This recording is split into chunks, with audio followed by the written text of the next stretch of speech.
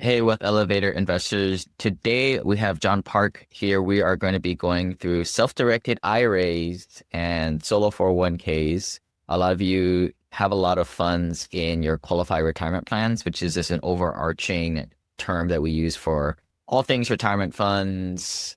Now, to invest in things like real estate or private equity, you're going to need to get a self-directed custodian, but you're going to need to move it from the clutches of your current custodian to one of these guys in one of these formats. So we're going to start off real high level here. Let's start off with the benefits of a self-directed IRA, solo 401k. The first one we'll probably talk about is the self-directed IRA. And then at the end of the presentation is the solo 401k. And then we'll talk about implementation of these, all the common questions you get. But yeah, let's start here first. There's going to be two primary products that people can consider.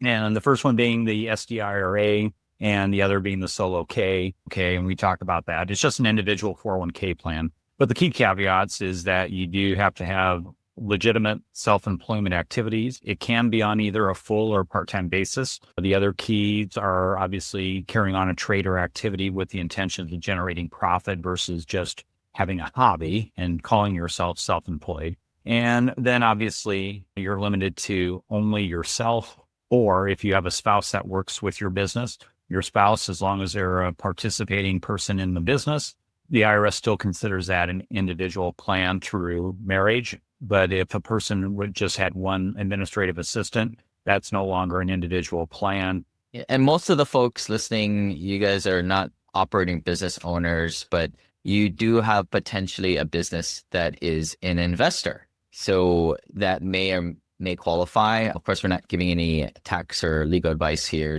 And there's so many individual situations. Yeah, because on that lane, and you already know this because you're a seasoned investor, is sometimes people think, oh, I've invested into real estate and I might have a rental, so I'm a self-employed person. And I'd say the IRS probably isn't going to agree with you. Most activities, not all, obviously, but most activities in the real estate arena are considered by nature to be passive. But yes, can a person still be a self-employed person in the real estate industry? Yes, that is definitely a potential possibility. But yeah, I'll be able to pretty much tell them whether or not, in my opinion, they qualify for the solo care or not. I always like to be very upfront with people when I'm visiting with them and let them know that the act of self-directing, you're not able to do that. You're not able to do that through companies like Schwab, Fidelity, TD Ameritrade, E-Trade, et cetera. One, because they don't have to legally give you that ability when you just boil it down to brass tacks. But as a company that either is a custodian for the IRA or is holding a 401k bank account for someone, those companies aren't going to be interested in someone investing into non-traditional assets. Number one reason is, let's just be honest, they don't make any money when somebody does a real estate syndication investment or goes out and buys a rental. They're not getting paid anything. They also don't want any legal exposure involved with activities.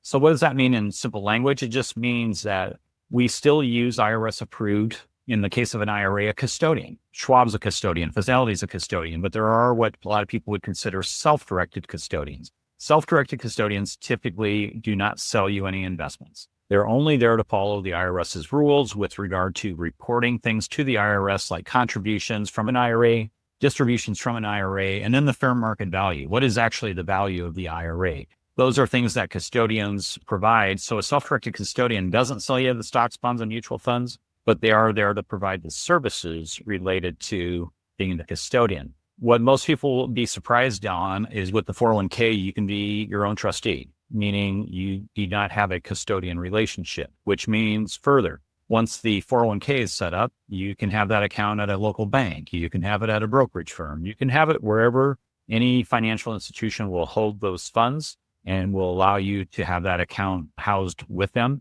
And so that is one big difference between an IRA and a 401k is with the IRA, we have to bring in a custodian that has been approved by the IRS. With a 401k, if I'm setting up a plan for Susie, Susie is her own trustee. So hopefully that makes sense. But yes, we'll review all those things.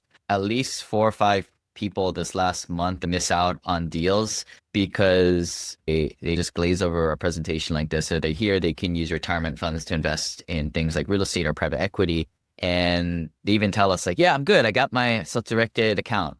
but they have a self-directed IRA account with TD Ameritrade or these Robinhood accounts that are Robinhood self-directed. Let's make things very clear. Even if it's marketed as a self-directed account, it may not be able to invest in things like real estate. In reality, and I hate to call out one particular firm, but like the Robinhood ones, guys, that just allows you to self-direct within one of the many wonderful opportunities and products that Robinhood has. So you self-direct within their cafeteria of options. So that's what we're talking about. Hopefully we can spare more people from this mistake. I think TD Ameritrade also has some kind of vernacular marketing ploy with the naming convention, but those are not what we're talking about today as true self-directed account. That's definitely true. I remember about 10 years ago, and it seemed like they were on a lot of golf programming shows, golf events, where Fidelity would come out and they'd say, hey, we now have self-directed IRAs. And every so often people would call me and they'd say, I guess I can set this up at Fidelity.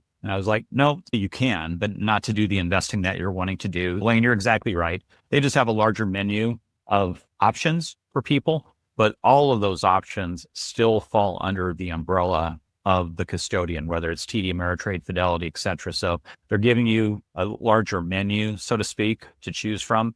But at the end of the day, you're not able to invest in those types of assets that we're talking about as part of this webinar. Yeah, it's like when you grounded your teenage kids and said you can do anything you want, but you're grounded and you can only stay within the confines of the house, or you can invest in anything except something that we offer out here. Exactly. Yeah. Most companies, when it comes to a self-directed IRA, have that allows a checkbook control. And I'll go into a little explanation on that. Most companies have what's showing there as number one, an IRA LLC. That's the bread and butter. Everybody has it. It's where an IRA, for people who are familiar with LLC language, it's where an IRA is the 100% member or owner of that LLC. And then typically the IRA account owner would identify themselves as the manager. So what does that actually do? It creates this checkbook control structure, but basically, let's use a visual. Lane has monies in an IRA at Charles Schwab, and he wants to self-direct that. He wants to do things in the real estate field, et cetera. And he says, so John, what are these options here? And I go, number one, we can create an IRA LLC. So what would happen in that case is Lane's funds from his IRA at Charles Schwab, he could bring over as much or as little as he wants, but those funds would come over as a non-taxable, non-reportable transfer, which would go to his new IRA. Now, what my company in the background is doing is we're going to create this LLC structure, which is going to consist of really three key components. One, the approved articles from the state. Typically, it can be any state, but typically where that account owner lives.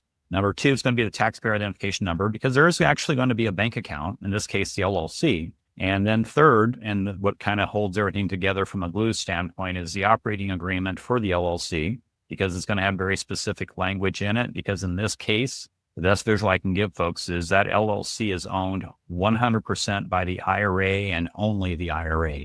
You won't be commingling your personal funds with it. You won't throw in an extra $5,000 here and there unless it's in the form of an IRA contribution. But bottom line is, the LLC holds all of the money that is controlled and owned by the IRA.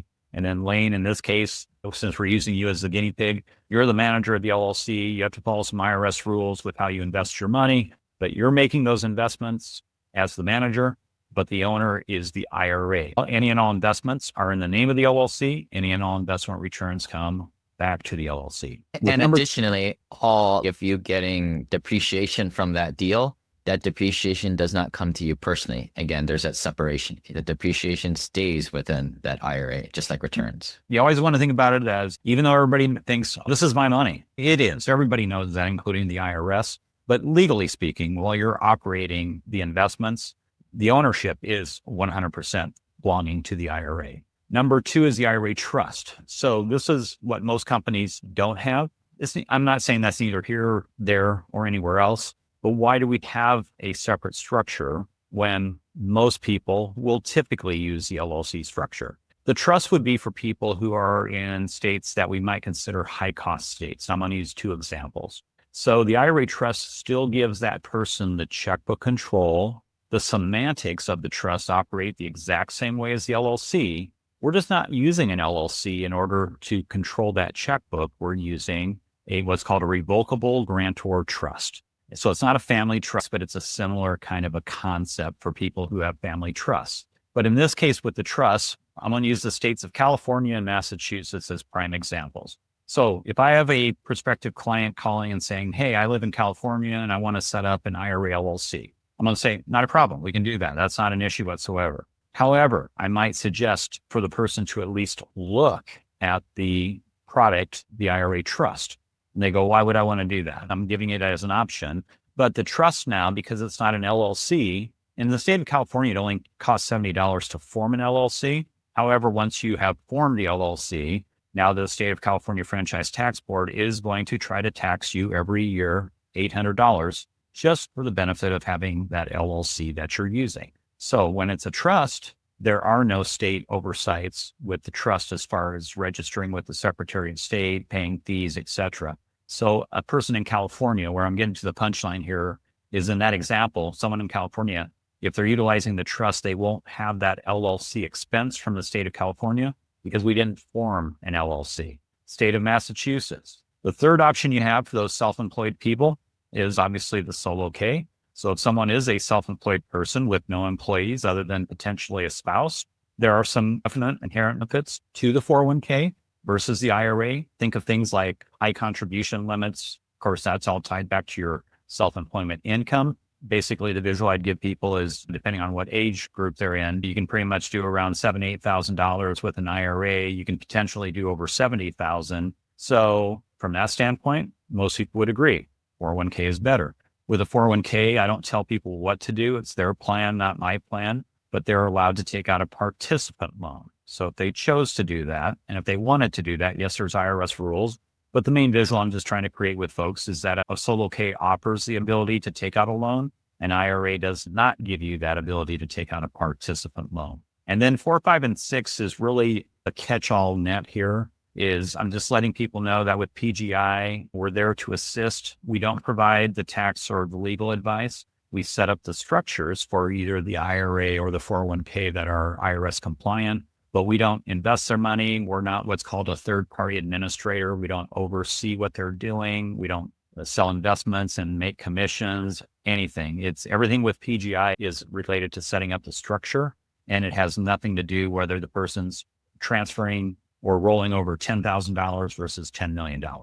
It's a fee for setting up the structure. Yeah. And there's dozens and dozens of people setting these things up these days. Some are very expensive, in my opinion. You guys know me. I always try to go for value, but I didn't realize there were 6 of these things. I only thought there were a couple, which we'll get more into detail now. But I think that's kind of why we don't set these things up. That's how we pass you guys off to the professionals to do this on your own. Because as you can see, there's based on where you live and maybe some of your goals, certain ones align a little bit better. And so most people in our group will either do a self-directed IRA or a solo 401k. So let me transition over the deck to the self-directed IRA first, and we'll go through those 9, 10 slides there first. Self-directed IRAs. So with the self-directed IRA, and I want to give a little bit of attention to this, is we set up what's called a checkbook control model. So what I would honestly tell you, Lane would honestly tell you, is can a person self-direct without quote unquote controlling the checkbook? The answer to that is yes. PGI just sets up the checkbook control structure. So obviously there is a bias that we have towards that kind of a structure. But I always want to make sure people know that they don't have to control a checkbook. Unfortunately, what happens sometimes when you don't control a checkbook, and doing this 17 years, is you get people who become very frustrated with a custodian structure where the custodian controls the money, meaning it controls your checkbook and you have to just follow their rules. A lot of times people get frustrated because they're trying to maybe make an investment somewhat quickly and expeditiously, and the custodian says, oh, it's going to take 2 weeks. And you go, why is it going to take 2 weeks to get the paperwork processed? And they say, we deal with a lot of clients and this is just where you are in the pecking order. So the other issue sometimes that custodians have is I always tell people they may be really good at being custodians. Sometimes they're really just not very good in processing investment paperwork and doing it efficiently. The second one is fees. And the best visual I can give you guys on the fees is that I'll always tell somebody when I first speak with them, In your very first year, the fees to set up the checkbook control structure may or may not be more expensive than if you gave the checkbook, so to speak, to the custodian and let them do all the work. However, what I can tell you is that going into a second year, pretty much guaranteed by the third year, you're actually saving money in fees. And the reason for that is the custodians that control your money, they charge you more in fees because in their opinion, they're doing work for you. And when you control the checkbook as either the manager of that LLC structure, like a solo K or an IRA trust, you're controlling that, you're performing those functions, and you're not getting charged by a company just to do those kind of functions for you. As it relates to the establishment and funding, we get the account set up with an IRS-approved custodian. Like I mentioned earlier, we create the LLC documents, or in the case of the trust document. And then number three, the best visual I can give you folks is the like to like and to unlike. So if someone is setting up an IRA and their funds are coming from another IRA, like in a Charles Schwab, that's just a transfer. It just means it's going from an IRA to an IRA. It's non-taxable. You don't even have to report anything. Rollover would be for folks, for example, who have a previous employer's 401k plan, but they're moving the monies over to an IRA. Obviously, there are two different types of retirement plans. The rollover just means that it will still be non-taxable. It will be reportable, but that's very easy, very straightforward. People just have to not forget to do it when they do their 1040s. But again, all the transactions are going to be non-taxable regardless of whether it's a transfer or a rollable. I think this is one of the biggest regrets that we see when people do these accounts is if they don't do a checkbook control. Now you're subject typically to at least 2 to 5 business days to go back and forth with the custodian. And that 2 to 5 business days starts after you submitted all the paperwork to them, which may take another week on top of that. Most people who make these things typically are like, man, this is a lot of brain damage. And I wish I would have done a checkbook control. But I think the one reason, correct me if I'm wrong here, John, is some people like to do the custodian approach, which is the non-checkbook control, and they want to give up that control because it maybe adds in a little bit more guardrails for them to invest in something that they shouldn't be doing, a prohibited transaction. Like I don't think you can invest in artwork or gold, for example. So that's when the custodian will look over the documents and, oh, you're investing in liquor. You can't do that, sir. That will brick your account. You don't want to do that. And you'll be like, oh, I'm so glad that my custodian caught that for me because I'm not able to govern my own activities. Yeah. So if I can hop in with a quick comment on that, because that comes up every so often. And again, I tell people, now keep in mind, I'm biased and you should keep that in mind. But what I will tell people very honestly is even when the custodian controls the checkbook, and Lane, you know what I'm going to say, but in their paperwork, they still say that they do not provide tax or legal assistance. Of course. So I always tell people, is that at least a nice, like a Linus with the blanket, a nice little security feeling? Sure, it is. However, at the end of the day, even with their best attempts, if they overlook something in the documents that would have maybe triggered that it's a prohibited transaction, it's still going to be very hard to sue that custodian because they make it very clear that they don't give you tax advice. So I just say to people is, hey, yeah, John is biased with this, but you might as well control your own checkbook because either way, if something happened, you're still holding the bag. It's just whether or not you reviewed it or reviewed it with the tax professional, or if you just went with what the custodian was saying. And by the way, Elaine, another thing I always tell people as well is you can always call and ask me questions. So even when I say I don't give tax or legal advice, I have to say that because I don't give tax or legal advice.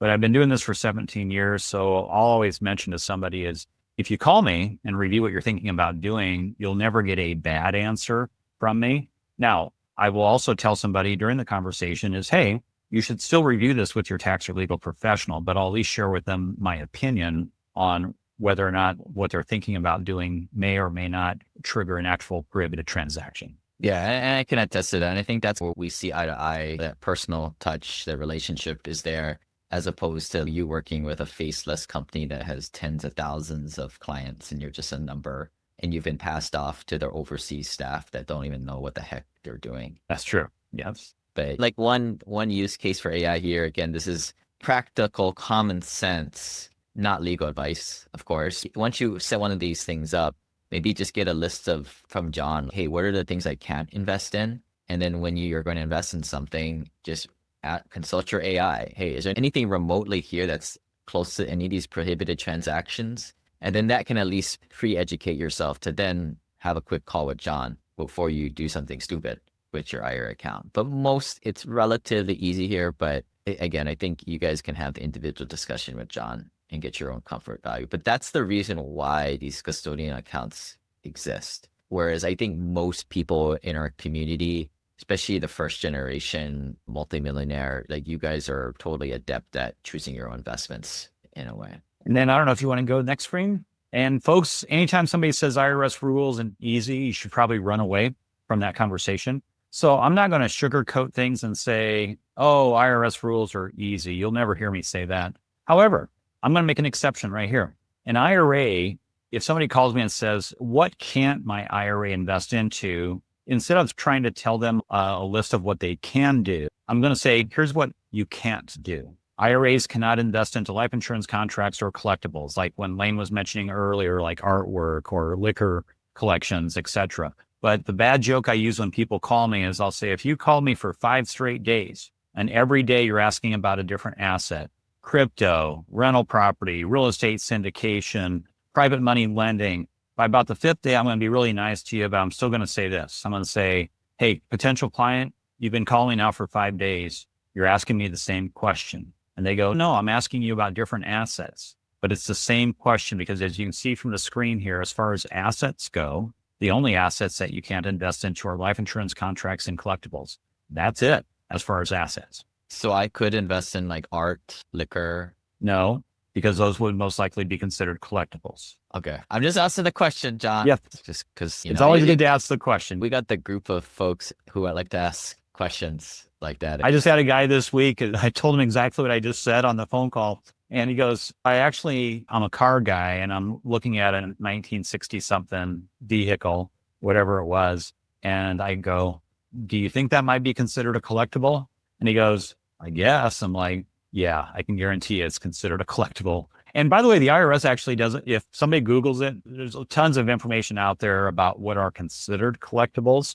But as you can see just from the visual on the screen, there's only 2 assets. A lot of these other wonderful things that people can potentially invest into are probably going to be fair game. There's going to be some other rules, which we're going to talk about. But yes, these are the only 2 things you can't do. Yeah. I just usually stem it back to what is the reason why. If you think about like when you put real estate in your self-directed IRA account, you can't use that property to live in or like a short-term rental to live in. So they usually try and block you from having like self-enjoyment or self-pleasure from your own assets. Artwork, you looking at it all the time, or alcohol or those things would probably fall in that category. Yeah. Next thing that people need to be considered or consider when they do investments is what's called disqualified individuals. So as you can see there through the red stop sign, the IRA cannot engage in any transaction with anybody or anything considered related to the IRA.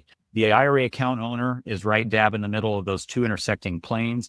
The IRS considers them a disqualified person. I'll explain what that means in simple language. If the account owner is married, their spouse through marriage is also considered a disqualified individual. Both the account owner and the spouse's parents, grandparents, if still alive, above them on that vertical plane are disqualified individuals. And then children, grandchildren, etc., are bloodline descendants from the account owners. They're disqualified. Sometimes people where they get a little confused is they'll say, let's use the rental property as an example. They'll say, I bought it with my retirement account and let's say it's an Airbnb and John, I rented it out to my kid for full value. Didn't discount it, didn't do anything. That's got to be okay. I'd say whether you like the answer or not, it's not okay. And they're like, no, they paid while they were there. They paid their rent. And I'm like, I understand, but who owns that asset? The IRA. Who's a disqualified individual? Those people, including your child.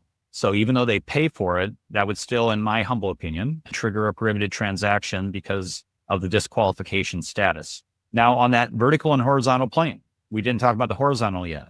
Brothers, sisters, aunts, uncles, nephew, nieces, cousins, all of those people I just mentioned, generally speaking, would not be considered disqualified individuals because they are neither the account owner, the spouse, the children, grandchildren, spouses, parents, grandparents. There are none of those individuals, the ones I just mentioned. So generally speaking, none of those people would ever be considered a disqualified individual. Yeah, let's move on for this. Like, guys, just don't do boneheaded things like have your IRA invest in a property that your brother owns and vice versa. Because that's basically what they're trying to block here, guys. Because that's cheating. Don't do that. Correct. I do see some groups out there who call themselves financial friends and get like a weird three-way or four-way thing going on there. But guys, don't do that stuff. It's just too much. It's not worth the risk. Just asking for trouble. Yeah. Taxes. I'm going to touch on this real lightly, but I will explain it. So understandably, people, when they've had IRAs, 401ks, et cetera, and are using pre-tax funds, let's say, they go, I've never been taxed. So is this like when you say taxes, John, is this like some kind of special tax? Has nothing to do with that, actually. And not that the IRS cares what I think, but one of the tax codes makes a ton of sense. The other one, I'm not a big fan of. But there are two potential ways that an IRA can be taxed. One is what's called UBIT, stands for Unrelated Business Income Tax. The other is what's called UDFI, Unrelated Debt Financed Income. So both of those examples, they're not illegal transactions. They're investments where the IRS might say, hey, that's no longer a passive investment. That's actually an active investment, or that's an investment where there was debt financing, like mortgages involved and those kind of things, where it could trigger a tax to the IRA. But just to give a quick flavor of what I'm talking about, let's use the one that kind of actually makes sense. And that is UBIT, Unrelated Business Income Tax.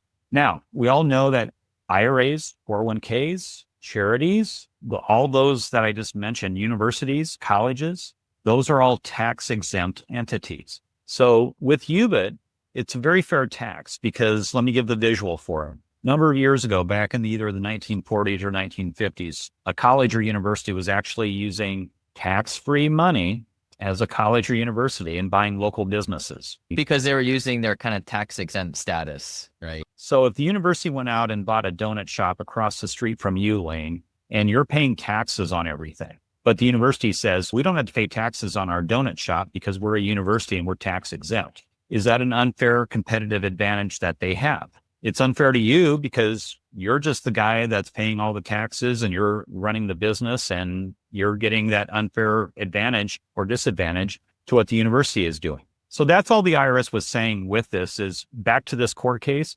The IRS took them to tax court and the college or university actually won because back at that time, there was no rule that said a tax exempt entity couldn't operate an active business. But that's UBIT in a nutshell. And I'll open it up to any questions or comments you want to make, Lane. But I always just want to make sure that people know it's on their radar so that it can potentially happen. And those are things that you just want to make sure that before you do an investment, you at least understand whether or not there could be a potential tax. In most cases, there won't be, but there are situations where there can be. Yeah, I think this freaks out more people once they start to learn about it than it should be. In reality, if you're going into a real estate deal, you should be getting a whole bunch of passive losses in the front end to offset a lot of this. On the back end. Yeah, maybe give us some examples of how this. Okay, so let's use the one that's dealing with real estate. And again, I'll keep it at a kind of 50,000 foot view level. So the example I use with folks is, let's say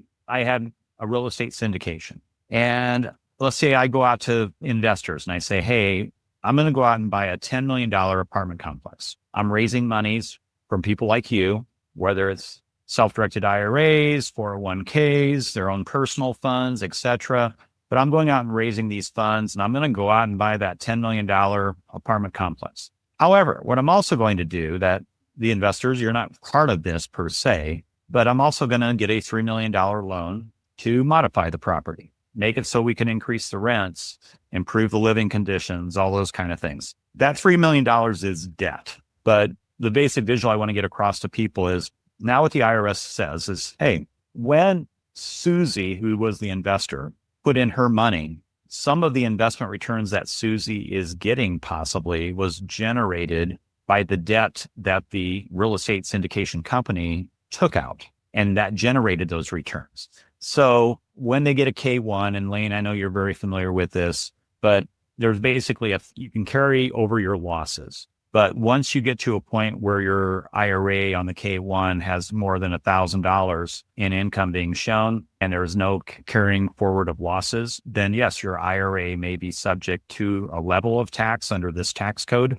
because of the debt financing. And I always tell people is, from my experiences, even if there is a tax, it doesn't mean it's a bad investment. It just means you need to be cognizant that your IRA may be subject to some tax. So you just know that's on your radar for when you get the big payday at the end. Talk to your tax professional, just see if there's any tax liability. Yeah, but unfortunately, the tax professional, they typically don't know what the heck is involved in the deal, and they don't have no idea how much debt is being used as a percentage of it, of the whole. So I would just, and this is what's dumbfounded me, John. Sometimes the investors don't even know if there's debt involved. Like, how does the CPA know? This is where you realize, like, a vast majority of the CPAs don't even know about this stuff and don't even ask the questions to ask. But, or maybe sometimes they don't ask the questions because they know they don't want to get into it. Could be the latter. Yeah. So, I mean, it is important to either know someone or get connected with someone who at least will understand the concepts of what this is. But you're right, Lane. I'm not going to pick on any particular state. There's certainly parts of this country where you go to a local CPA in that area and you say, hey, is my IRA subject to UDFI tax? And they're going to say, what did you say? And even when you say it real slow, they're still probably going to say, I have no idea what you just said. So there is a learning curve associated with some of these investments, but the main thing is just surrounding yourself by good people. Yeah. And I think that's a good segue into the solo 401ks, which if that kind of last discussion just scares you, but even if you're one of these like very concerned persons out there, you can circumvent all of this via the solo 401k. So let's start going through there. Like, how does that mechanism work? Yeah. Let's get to that punchline right now. I am not doing a sales talk here. I never push people to do one or the other. It's what's best for them and what they qualify for. But let's get to that punchline right now. Folks, everything that you heard me just say about UDFI with debt leveraging, et cetera, doesn't even apply to a 401k. As the prospective investor, if you're a self-employed person on a full or part-time basis with no employees, and you're not just doing a hobby, and you're thinking about making an investment that would have otherwise maybe triggered what we were just talking about with the IRA, that UDFI tax, et cetera, doesn't even apply to a 401k. And you go, why wouldn't it? And I'd say, good or bad, thanks to our friends in Washington, back when 401ks were created, they permitted an exception or an exemption to that tax for 401ks. And what I mean by that is if you use IRA funds and invest into something that triggers UDFI, your IRA will owe a tax. If you have a 401k plan, legitimate, of course, but you use those same retirement dollars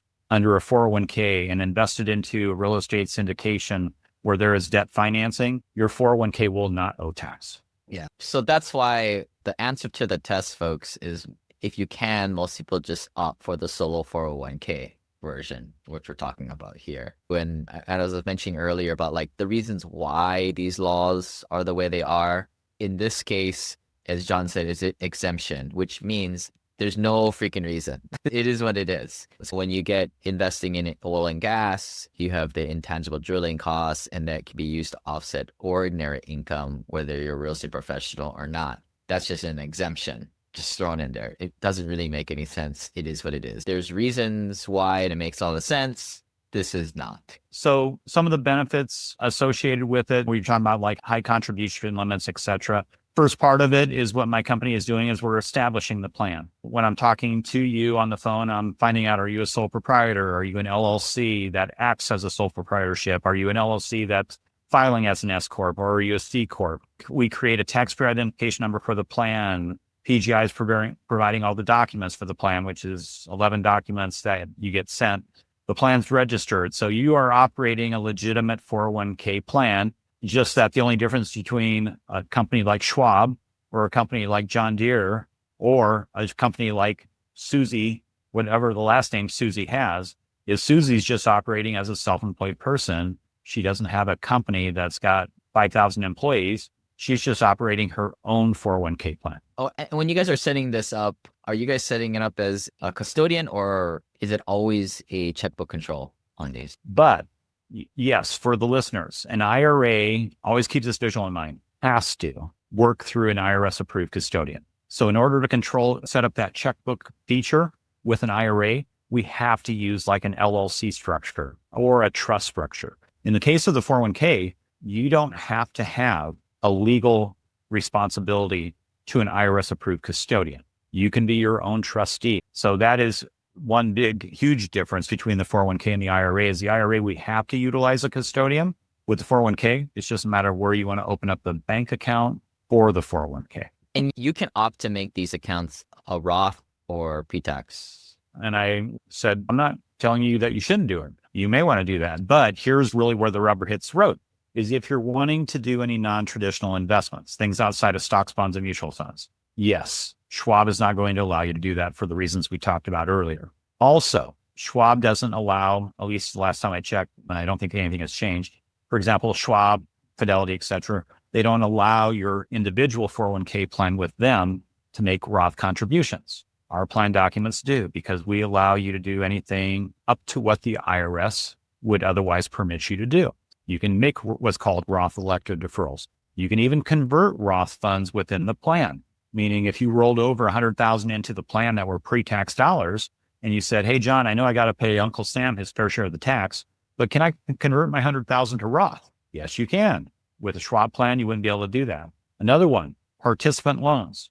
Most of us are familiar with that. If you've ever been a W-2 at a business where they had a 401k plan and the employer said, hey, in case you ever want to or need to, you can take out a loan from your 401k plan here with the business. We'll give you that money. There are IRS rules on how much, how long, et cetera, what kind of interest. But you still have to pay back. It is a loan.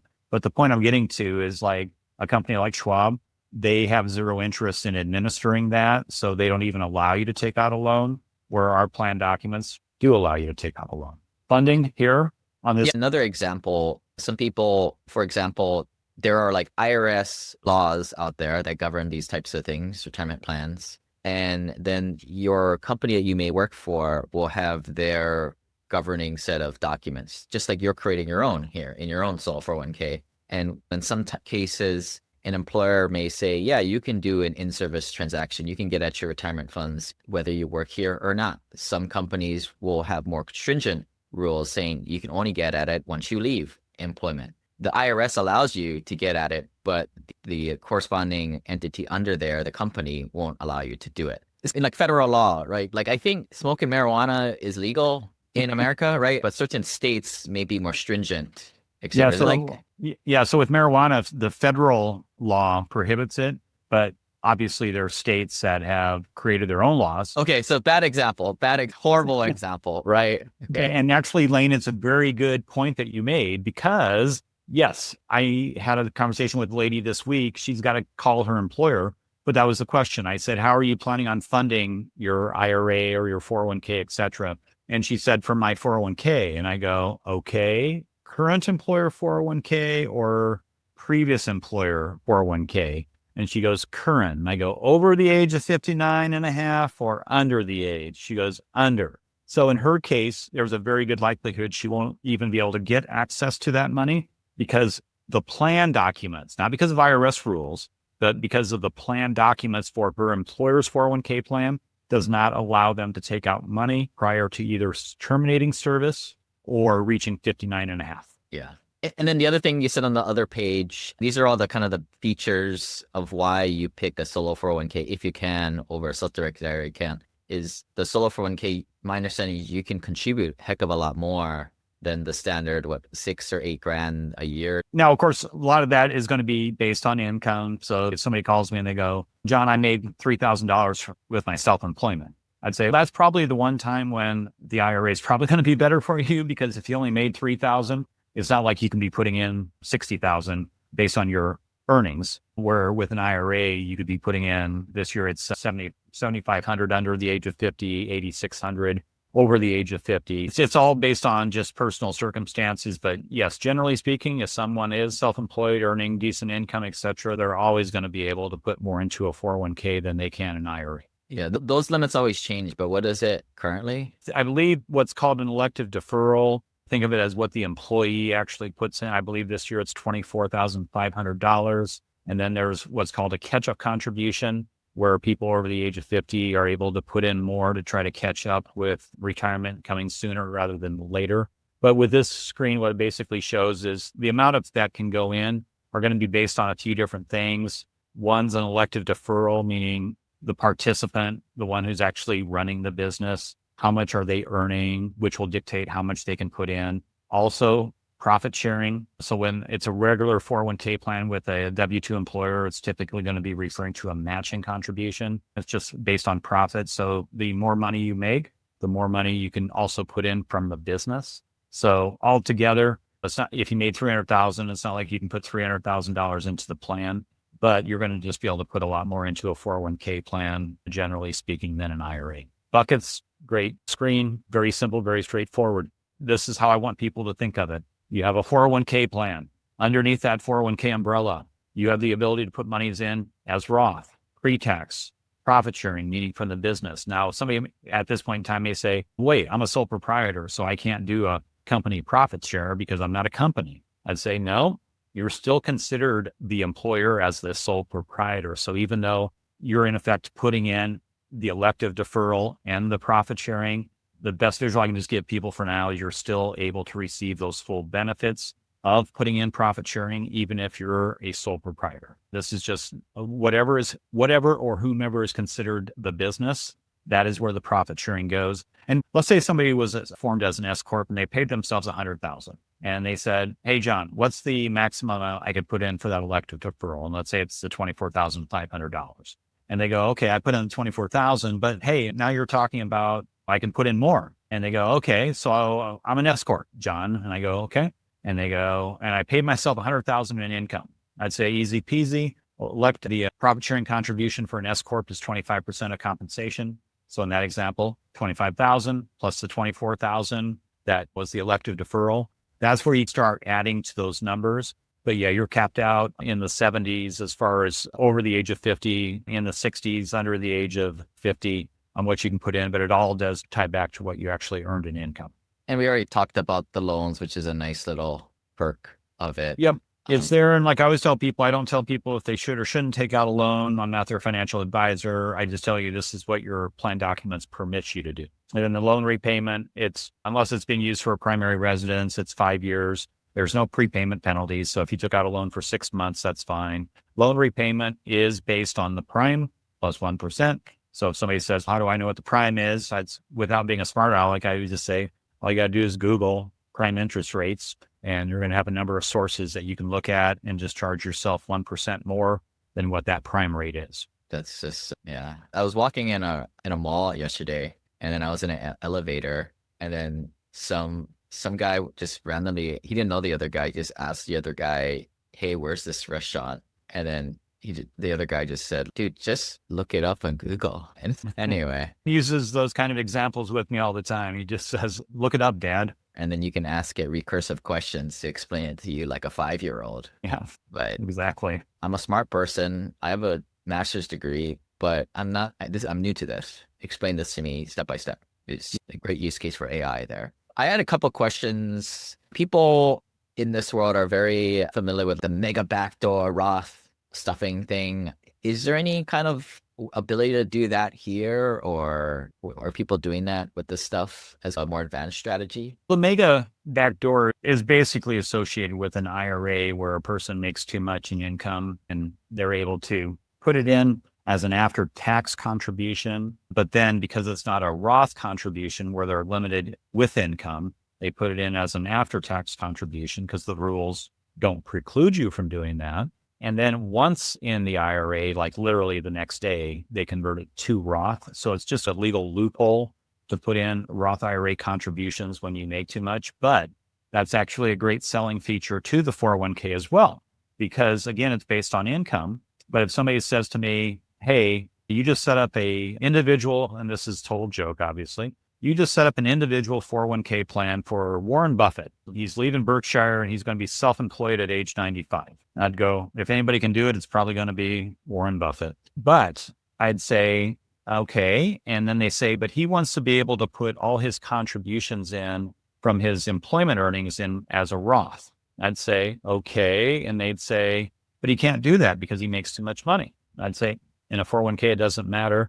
What matters is whether or not you can make the contribution. But that's the other thing that's nice about these individual plans is you can put it in as Roth, you can put it in as pre-tax, you can convert it to Roth. So you got a lot of additional benefits associated with it, but you're not going to be restricted in what you can do with Roth, where with the IRA side of the fence, you have to go the backdoor Roth route. You don't have to answer this here. This is more of an advanced strategy that some people will do is a lot of our folks come to us with already like $1 million plus in their 401k and they've retired or they've already left that employee years ago, decades ago, maybe. And that money is portable to put into one of these accounts. So they'll put it into the IRA side, but then they'll enter deals, get a third-party appraisal, and then appraise it for a lower amount to be taxed on it, to stuff it into a Roth. So if that goes over your head, I'd say try and find 5 accredited investor buddies or come to our retreat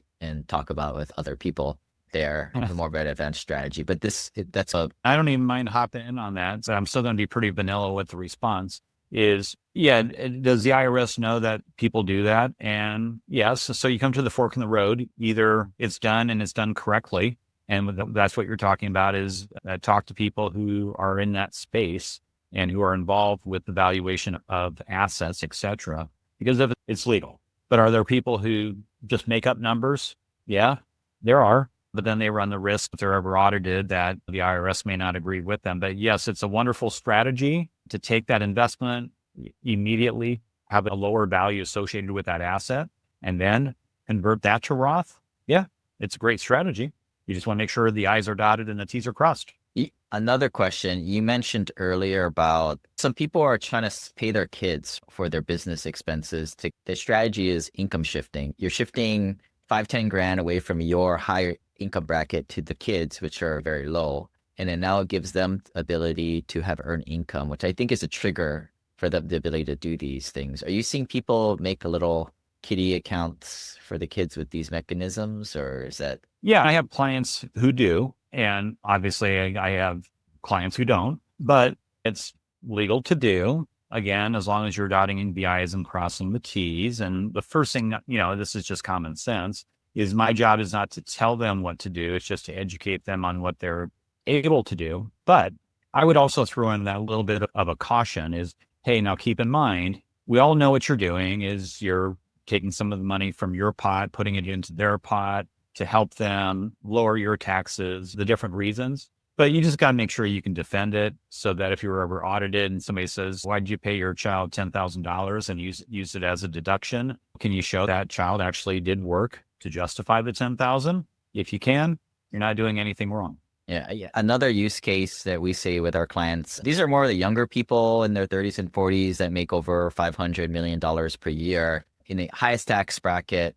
And they're just inundated with money. I know, good problem to have, but they haven't quite figured out where to invest their money yet. And these types of vehicles can just be a way of, I call it punting the football, at least helping your taxes in the short term, kind of deferring the taxes just to figure out what the heck you're going to do in the next year or two. So that's the punt the football for the high income earner. Yes. And Lane, leave it to you to come up with that technical term, punting, because that's exactly what it is. You're just punting it away for right now. Yeah. I ask people if they watch sports, and sometimes I get a guy who doesn't. And I'm like, I don't know, man, just like putting it to the future. I don't know. Well, some of my analogies don't work, but yeah, like our typical folks is the person who has way too much in qualified retirement plan money because they followed the traditional stuff for decades.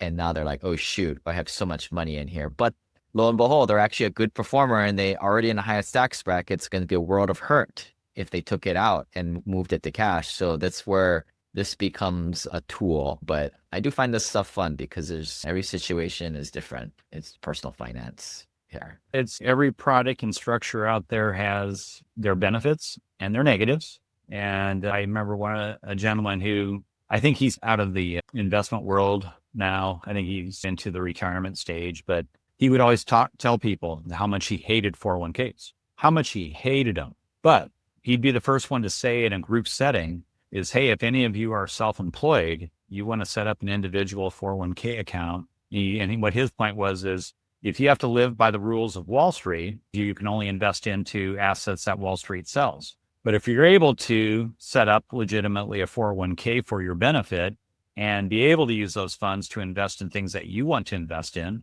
it's a wonderful thing. Yeah, I think I certainly agree with that. I don't like the traditional 401k because you're stuck in their cafeteria of options. I don't think they're the best options. You go in as a retail investor and you access investments through what's called the secondary market. Or here's another term for you, John, sloppy seconds. You're getting in second, right? We try to be primary, right? We try and get to the source, cut out the middleman. But if it weren't for that, I think these retirement plans that you guys put together are, as long as you try and invest in the primary, not sloppy seconds, I think these are great tools, but certain tools for the job. And this gets a little bit more into like long range planning, financial planner, which I'm not allowed to talk about, apparently. I just tell people, I think you got to surround yourself with an ecosystem of other purely passive accredited investors. Yeah, I think everybody needs at least 5 accredited investor buddies doing kind of the same thing, because I'm not going to give you financial advice. This stuff is a little bit too over encompassing. But I guess last thing before we let you go, somebody's like, all right, this is cool, and I got to get this stuff in a hurry. Maybe talk us a little bit to the timeline, what documents they give you. So they book a call with you. They talk a little bit of what we talked about here, more in a personal one-on-one setting. They're like, all right, cool. I want to do the IRA or the subdirect IRA, whatever. What's the timeline? I'm not going to criticize by name any company out there, but unfortunately in this space, sometimes they're not lying with how they say it, but it's disingenuous. And what I mean by that is they'll say self-direct in 2 days. Realistically, that's not going to happen, because we have to, if we're going the IRA route, we have to get the account open with the custodian. We got to do the documents. And that's the hard part, right? Because they can be like 2 or 3 weeks before they finally get around to getting your own money out to you and have you leave them. So what I tell people is, I think the shortest time I've ever spent getting something funded was 3 business days. But to answer your question specifically, Lane, I'll tell you what I would say to anybody. Expect 2 to 3 weeks, but if we can, we'll try to expedite it and get things done quicker, like through the custodian, doing the paperwork. Some states are like Arizona, where I'm at. I file an LLC now. I have it right now. Where in California, I'm going to have to wait 8 business days. So a lot depends on just those kind of things too. But I would always just tell somebody, expect 2 to 3 weeks. Here's the other thing is, if I'm moving forward with somebody, I like to just get on a phone call with them, pretty much just get all the information I need and then start sending out documents. So I have a pretty good streamlined system, but I'll always just tell people is we'll get it going as quickly as possible, but just expect 2 to 3 weeks. I know you do anyway, but shoot me something that lets me know that, hey, if at all possible, we're going to try to get this going as quickly as possible, because as long as I know, I'll try to make things go as fast as possible.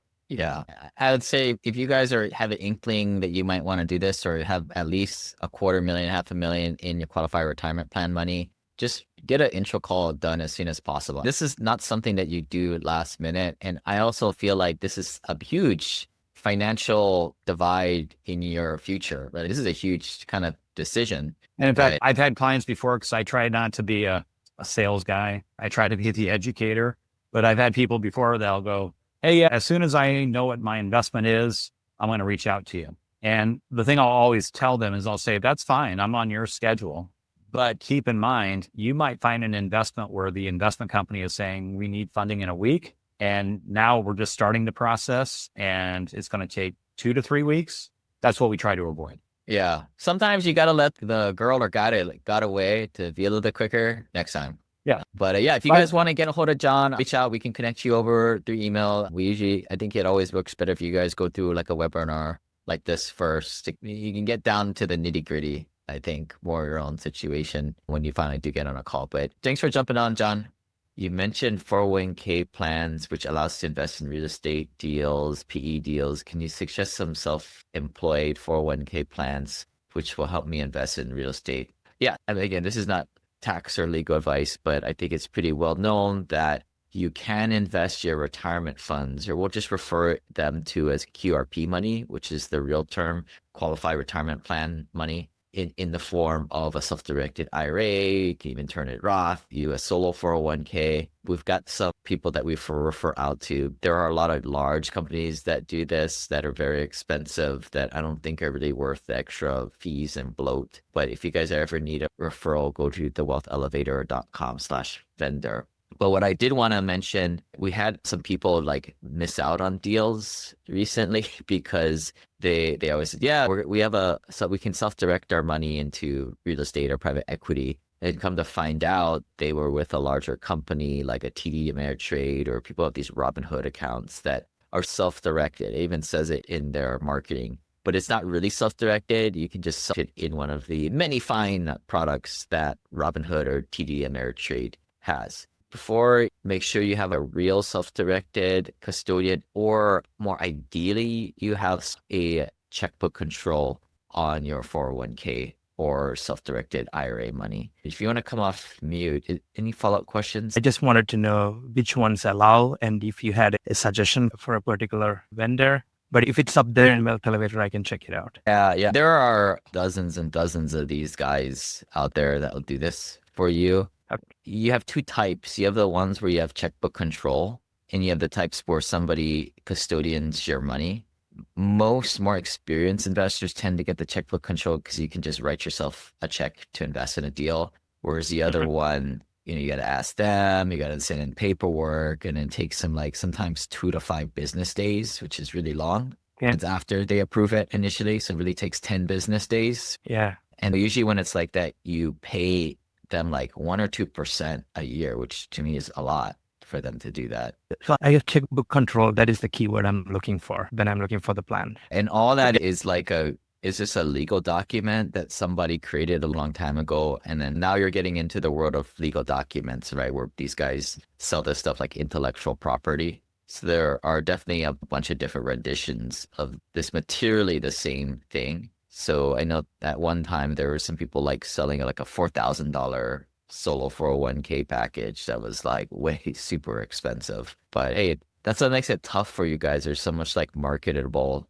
things out there, financial products that people are trying to hawk all the time.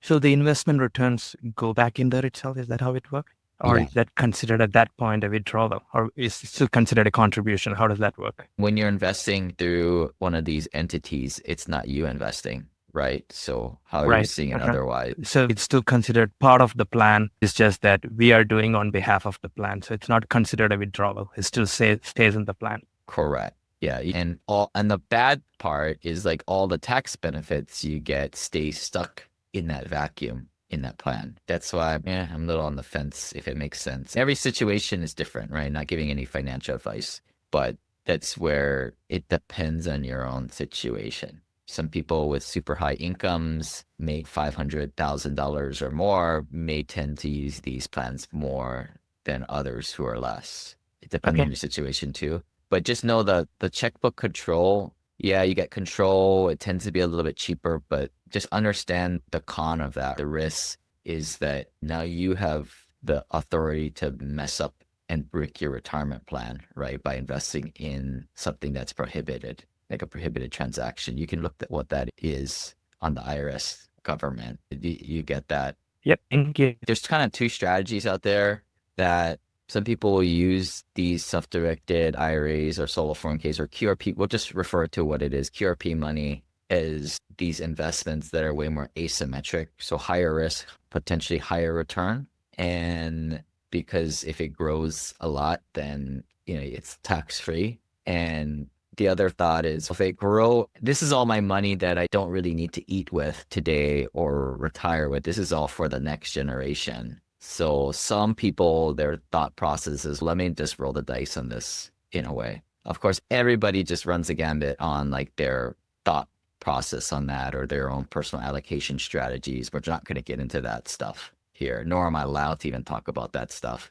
But another thought process is some investments like real estate give you tax benefits. But by investing through one of these qualified retirement plans, those tax benefits don't flow to you personally and they just stay stuck in that qualified retirement plan. So with that said, some people tend to use the qualified retirement plan more for investments outside of real estate or real estate debt investments where you're lending money could be in real estate, but it's paid on a 1099 ordinary income.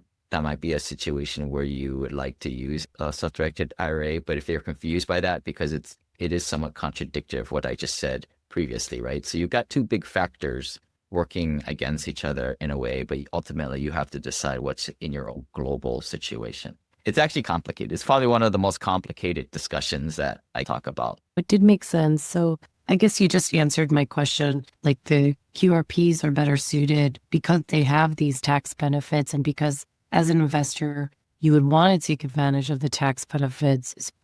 Sometimes it's better to invest not using the QRP and save your QRP funds for business-related investment, like the opportunity that came up last month. Would that have been a good example? Because with those types of investments, you're looking for equity growth. You're not necessarily getting tax benefits. Is that accurate? Kinda, yeah. Like business investments, meaning private equity, things where there's not a big asset that you're depreciating. Correct. When you're in businesses, yeah, there are business deduction, like your ordinary business losses and operating losses and things like that. That I'll of course check your PPM. They're all different, but they should flow to you. But that's small potatoes compared to real estate depreciation. You generally have the right idea there. Okay. I'm not giving anybody tax advice here because, again, it all fits globally. Sometimes I'll ask people like, how much real estate do you want in your portfolio?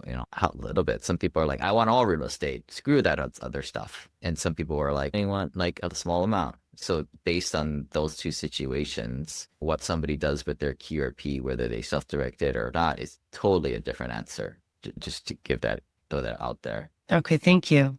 Another situation, a self-directed IRA account or a qualified retirement plan account is, I had a conversation with an investor and they mentioned it as punting the football, kicking the can down the road. So if you're a newer investor and you're like, yeah, I did it this traditional way and I have like majority of my money in the QRP monies, meaning 401ks, and I may not want to do that as much in the future, but it's in there now, and let me just invest it through a qualified retirement plan, whether checkbook control IRA, self-directed IRA, one of these things. It's a way of just kicking the can down the road or punting for a decision in the future. At some point, they may decide to just take the money out and you got to pay taxes on that, or maybe to double down. But for now, the thought process is, let's just delay things. Yeah, so some people might have a significant amount of their retirement funds in a Roth 401k or a Roth IRA, in which case you don't get the tax benefits. You wouldn't be kicking the can down the road because that's post-tax dollars that would be growing, like in a bubble, in your Roth IRA, in a Roth bubble. But I know what you mean. Kicking the can down the road, yet your investments that you may or may not want to be in. It's like you're planning a trip out to Denver and we don't know whether they're going to rent a car, take a bus, or walk or bike, but at least you're moving in the right direction or in a direction is the thought here. In a way, it's there, it's stable, and most people just leave it in there for the rest of their life. So how bad can it be? Understood. And as you can see, it's like literally 3 dimensions of the way of thinking about this. I guess I personally never really faced this problem because I got rid of my qualified retirement plan money very, very early in my investing career. But as I'm realizing, a lot of people have put millions into their qualified retirement plan, created a little pickle for them at the end as it's all locked up in there. And typically you guys are really good workers or business owners and tend to be in the highest tax bracket at this stage of life. So you're also in the world of hurt to take that money out. You can, like, for example, if you are thinking about taking that money out, you can invest in oil and gas deals, offset some of that. I'm not saying it's the best thing to do, and it's what everybody would want to do, but that could be a strategy. That could be. Yeah, that would be a way of helping out on the ordinary income side with real estate professionals. Again, yeah, if you just solely focus on the taxes, yeah, that would be the way of letting the tax tail wag the dog.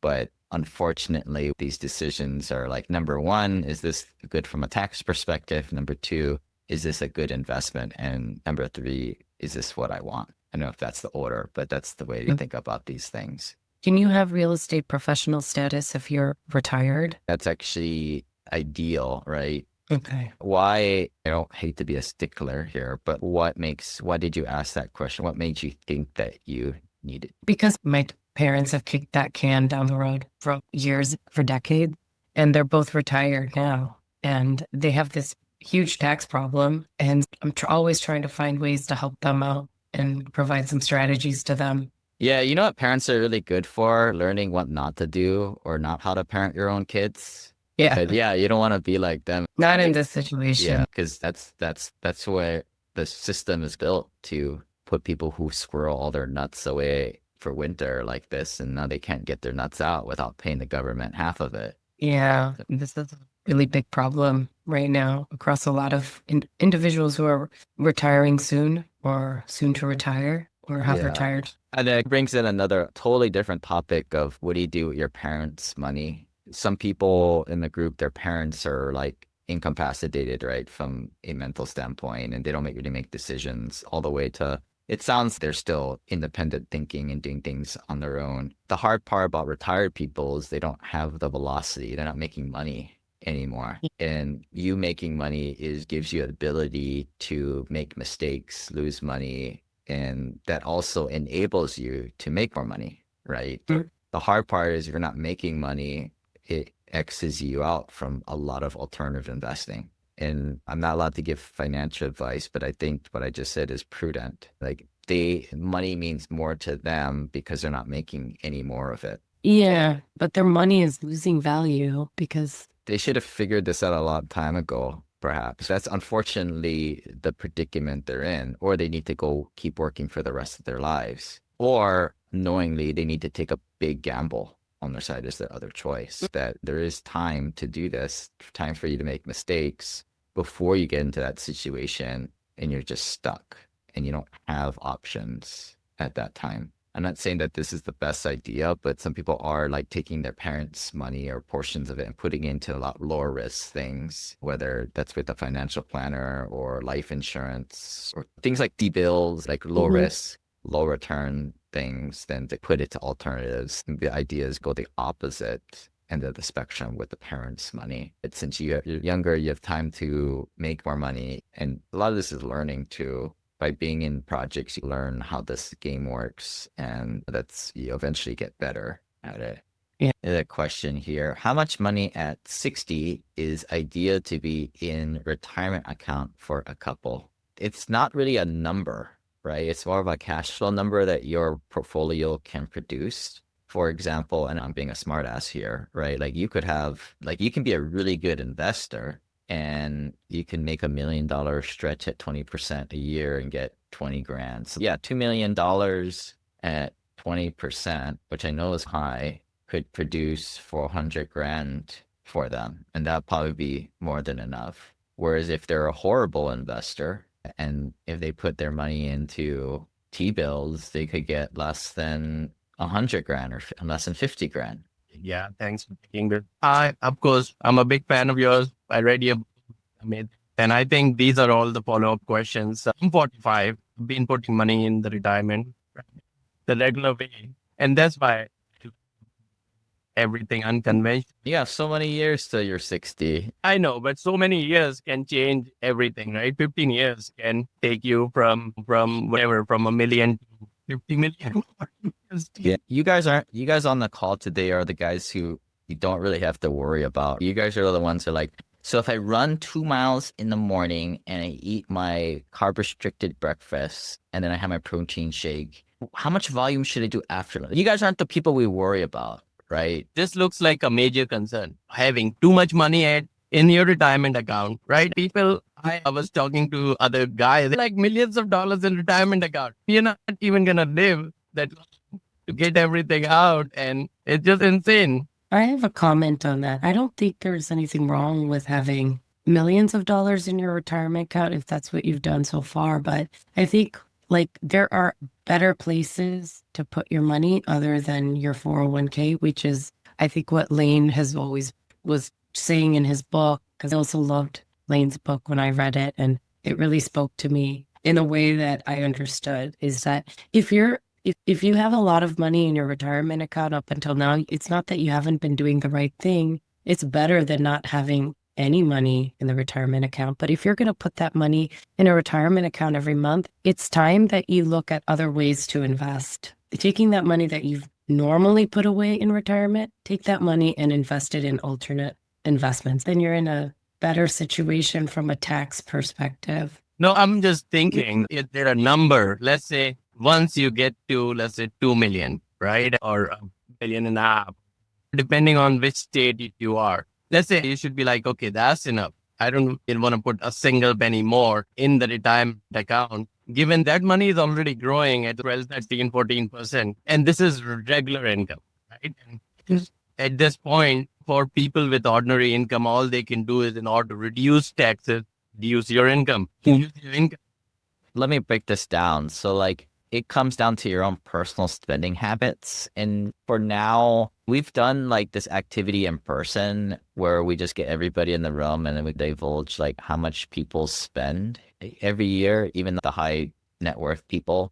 I haven't really seen too many people over $15,000 to $20,000 a month. So let's go with 15,000 a month and times 12. So that's 180 grand. Let's just say you don't invest in any alternatives. And this is actually one of my thought processes. And again, this is not financial advice because that needs to get into your own personal situation. But this is just like my general thoughts. And like the higher your net worth, the more conservative your portfolio is. It's like if you're winning by 45 points in the basketball game in the last 4 or 5 minutes, you don't put all your best players out there and just getting injured. So you tend to go into like safer things, and people will do things like T-bills, life insurance, closed-end funds, really safe, like pretty much like a bond portfolio. And let's just put the assumption that makes about a 4% return right here. So what I do is I go 180,000 divided by 0.04, and that's where we get the 4.5 million. So I see how I backdoor into that number. Not really. If you can explain. So what I did was I did $15,000 times 12 to get 180 grand as your annual amount that you'd like to have. Okay. And yeah, some people argue, what about taxes? I'll worry about that later, but you guys are smart with taxes, so it probably won't be a huge issue. $180,000 divided by your investment rate. And we're using a paltry 4% here. I think they call this the 4% rule is what it's coined as. So with these rather conservative assumptions, you're looking at needing a total net worth of 4.5 million or invested in that stuff. At 60, are we looking at? Or it's not age. Throughout that idea of retirement, it's more of like when you go zero gravity or weightlessness or financial independence. That could be at 25. That could be at 45, right? Some people never get there. If you want to call it 60, whatever, man, you can call it 60, whatever you want. But I'm just going with the traditional 80s. Yeah. Right. See, 65 is when you actually looking to retire because you're slowing down physically, and that's the usual way of thinking, old school. So there's some wisdom to that number. Yeah. Obviously, you're not going to all invest in one thing. And you probably need to get a professional financial advisor to have you do this. But say you do maybe 1/4 of your portfolio in more alternative things. Maybe you increase that 0.0 or 4% by a little bit, right? Maybe it bumps up to 6 or 7, right? So now that big number that you need starts to creep down a little bit. But from playing around with these numbers, and you don't need to be a rocket science to do this and interpolate these numbers, the biggest lever here is how low you can get your annual expenses down. Unfortunately, this comes into a mindset type of a predicament. And I know all you guys hate mindset-y things. You guys are more on numbers side. But I'll just say it, the happier you be with less money and things, and you can conjure up your own experiences without spending money, the closer you'll be. And you're totally right. I think we're still going with the worldly thing, accumulating enough, and then maybe dive into the spirituality after that. Yeah. But that's all the crap you say when you don't have money. But when you got money, yeah, you tend to spend more money. Like things just increase. Or you may be more generous and give it to your friends and family, etc. Right. But that's the idea. I think the sad part of this is if you knew you're going to pass away in a year or two, like, hell, you don't really need any money. Just burn it all up. Right. But I did want to go into like talk about the concept on my slides in the masterclass. I have 3 buckets set aside. And I think this is what you guys were talking about earlier. To me, you're trying to fill up your today cash flow bucket first, right? Trying to get this $15,000 plus or minus $5,000 a month filled up first with things outside your qualified retirement plan. The next bucket, once you fill that up and you've got ample cash flow so you don't have to work a day job, then I think you fill up that retirement plan money because that's what you will use. That actually, you'll never use that. That just goes to your kids. And I think some people feel like they should give something to their kids. Some feel none at all. So I'm not going to put people's values on their own. But unfortunately, the way the system we're all taught is you try and fill up that retirement plan, the QRP bucket first. And by doing that, you never fill out that first damn bucket. And I think that's the frustrating part here. But the reason why they tell us to do it is 99.9% of us are horrible at even saving money. And we need forced piggy banks, which is the retirement system, which is why buying a house to live in makes sense for most people because it becomes a forced piggy bank. They can't just get your grubby hands at that money and spend it willy-nilly on whatever they want. Right. So some people will come and they already have $5-6 million net worth. And they have the majority of that in their 401k. So that may make a sense. Obviously, the goal there is like, how do we create cash flow today? Because, I'm not going to get into the details of RMDs and stuff like that, because there's ways you can do this. But in theory, the 401k, self-directed IRA money, like you can't really eat that. Yeah, you can take out the Roth IRA contributions. So yeah, I've heard these arguments before. The idea is like, a lot of that is just locked up forever for the next generation. And I think that's a little sad, right? A lot of you guys are building things for the next generation. And I will probably change my mind multiple times in this, but I think if the kids get more than $1 million or $2 million each per head, there's the law of diminishing returns after that. Of course, unless you teach them. Come to the retreat, meet some other smart people instead of hanging out with your other rich friends. No, that's the plan. Yeah. I'm looking forward. My mindset is if I'll come to the retreat, I actually want to invest along. Yeah. That will make more sense instead of just coming and You there? You come off mute, but you have to answer my trivia question first, or my poll question. Oh, okay. You asked my trivia question, and then you could speak your piece. I know you put some ideas here about the self-directed IRAs and UBIT stuff, but okay, here's the trivia question. When you were in high school or elementary school, do you remember the rich kids who were a-holes? No. No? The rich kids that were a-holes? Yeah. You didn't go to a rich kid school or school with rich kids? Yeah, I did. I went to this like all-girls boarding school. There were plenty of rich kids there, but they weren't a-holes. Okay. We were all friends. That's a weird ecosystem. Do you want to answer my question? Do you remember the rich kids that you went to high school, elementary school with? I've gotten over it, to be honest. Yeah, I get it. But what percentage of them are went full circle and successful contributing members to society and positive contributors? And what percent just stayed jerks? Sadly, I would say very less. I'll say give it about less than 5%. Yeah, I would say 5% is a big number where people actually give up. And I think they more contribute in terms of building things and making things and getting a company and having people employed, that kind of way where it works for them and also works for other people.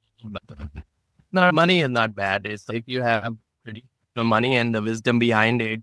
Yeah, you're right. I totally follow the kids not having too much money. Even the billionaires, they say they're going to allot 10 million max to their kids. And that's, I think, that's the big number that's good enough for them to build up on something. So I think. Yeah, you're unkind, I think. I put it at least 50%, but I don't know. You get a pass. Those all girls, all guys, Okay, those are sorry. strange ecosystems. So We were all friends. yeah, all friends. But yeah, go ahead on what were your thoughts that you put into there? I'll let you verbalize it. In the discussion about the 401 investing through your self-directed IRA or solo 401k, I do both, and I've learned a lot. I learned a hard lesson when I invested. It was a new build development. It was an amazing home run win, but when I got the K1, there was like a huge amount reported in box 1, which is ordinary income. And ordinary income as was reported as ordinary income, not passive income or capital gains or anything like that. And I had a huge tax hit. I had to pay, I think it was like $10,000 out of my solo 401k to pay the UBIT tax. I had no idea about any of this stuff. Wait, But so the income, was it in the QRP and then you had to pay tax? So It's when you odd. invest in alternative investments, and in your a solo 401k is what I have, you will get K1s. If it's a new build, if you have an investment that's built for profit, basically, it's a new build, they're just selling the properties to make a profit. Yeah, as opposed to a value add deal where you own it, you can take out the depreciation in the beginning. Yeah. So if it's sold as a new build just for profit, then all the profits are reported in box 1, which is ordinary income. If it's built like a value add, like Lane said, is existing, and it's just basically the profits are rent, then that's reported usually in box 2.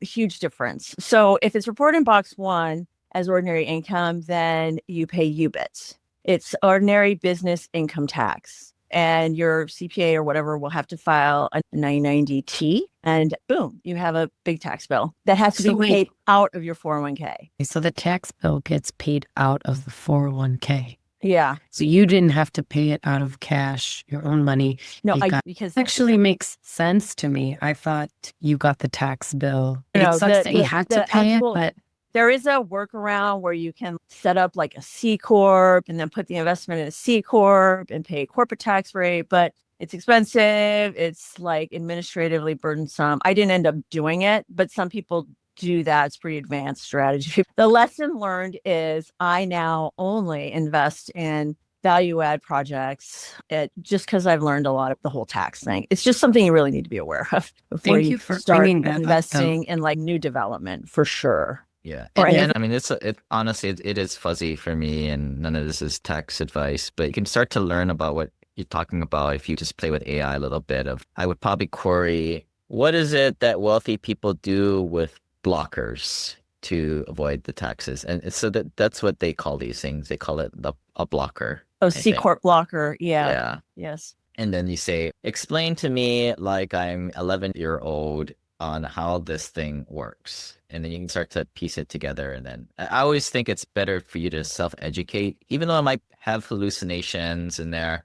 Self-educate first, and then obviously you need the final pass needs to be with your tax professional.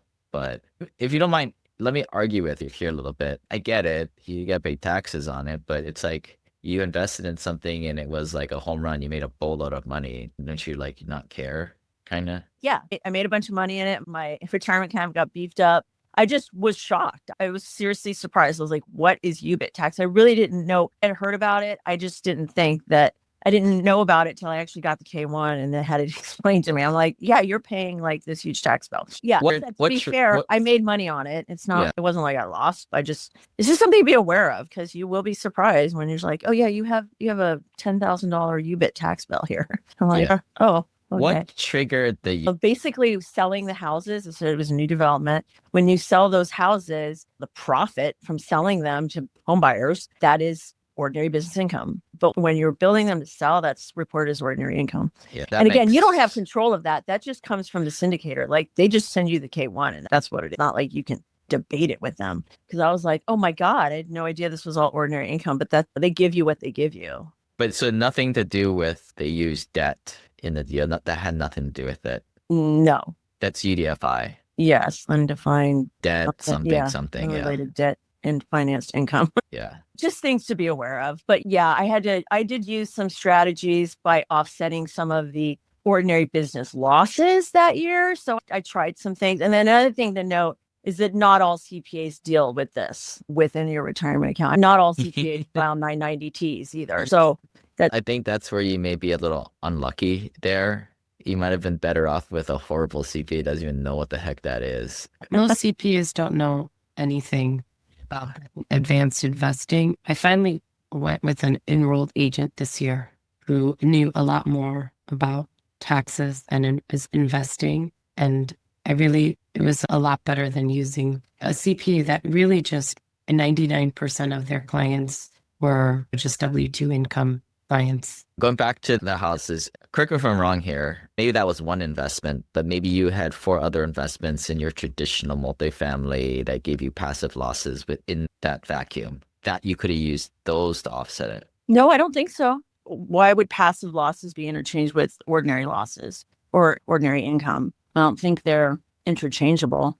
I'm not a tax professional. Yeah, I'm but not I a tax professional, but don't offset ordinary business income with ordinary business losses, which I did have some, not enough, but some. Anyway, I had some from other investments to offset box 1, but I don't think you can use losses in box 2 to offset income in box 1. you know, when you're a real estate professional, all your losses and income becomes ordinary. But that's as a real estate professional, you personally, not in your retirement account. Your retirement can't be a real estate. I've heard of people classifying their retirement plan, the QRP in this case, into something like that where now everything's active. Same manner.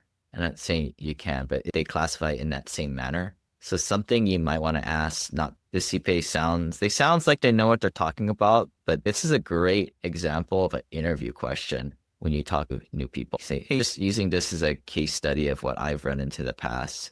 Are there any ways that you've gotten around this? Case is a big deal. It's not like my books are pretty complicated. It would take a new person many hours just to sift through everything. It would probably be a lot cheaper for you to move your house and pay movers $2,000 Yeah. to move your entire house. That's what I'm saying. It's like a really big deal. I'm saying it's not. I'm pushing back against you. Is the bookkeeping done by the same firm? No, That makes it easier. no, I'm just saying it's complicated. I've moved before. Like from what I've seen from my point of view, like a lot of it's just in the software. As long as they've hand over the actual software file, it's easy. But if they want to be difficult and an a-hole and do it the old school way and just give you partition PDFs, then yeah, it's going to be a nightmare. I'm not targeting you out in particular. This is not for you. This is for the people listening out there, right? This stuff should be pretty portable if you know what to ask for. It's very important that you have someone